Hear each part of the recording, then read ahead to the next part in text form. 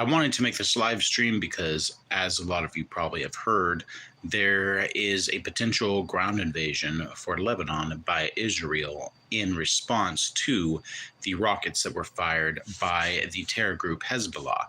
Now, we have to really know this as American citizens that, of course, Israel has the right to defend themselves. But in addition to that, the radical wing of the Islamic Party that is in the region wants death to Israel, and they've been planning this attack for 20 years. So what that means is the attack on Galilee is definitely a northern invasion that has been planned, and Iran has backed the terror group Hezbollah for many, many years.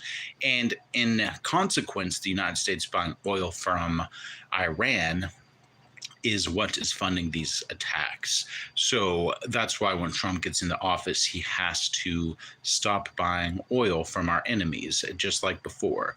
There cannot be a coalition with Israel and then us buy oil from the supporters of terror in the region. So once that takes place, of course, there's going to be a lot more liberation for the Israeli people. Now, like I said yesterday, I do not like how local news networks, including more national news networks, are framing this as Israel is the one who is the aggressor, which is not true.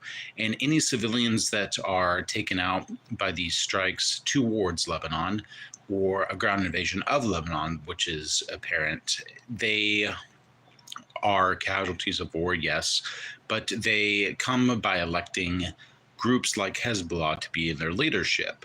Of course, the country of Lebanon, who, if they chose not to shout death to America and death to Israel, this wouldn't be a problem. So it's all about the perspective of, yes, Israel has a right to defend themselves, but in the same way that Ukraine is now doing on offensive on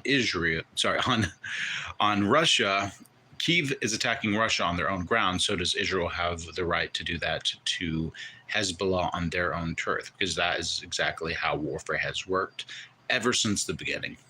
So what's going to be happening this Friday is Netanyahu's going to be speaking to the United Nations.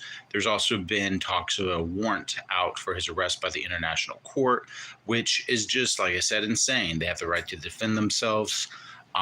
It is an unseen warfare that we have not seen in such a long time. I mean, imagine if, like, the state of Tennessee was being attacked by all the surrounding states. Like, if there were a civil war scenario and they were being bombarded by Georgia and Kentucky and West Virginia